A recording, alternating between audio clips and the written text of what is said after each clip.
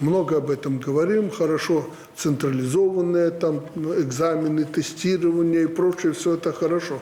Но сами мы помним процесс сдачи экзаменов и положительно оцениваем, когда преподаватель и абитуриент сидят напротив друг друга, и преподаватель видит этого абитуриента. Все ли сделано для этой прозрачности, потому что это главный элемент справедливости. И несколько слов хотел бы я, чтобы вы сказали о льготах.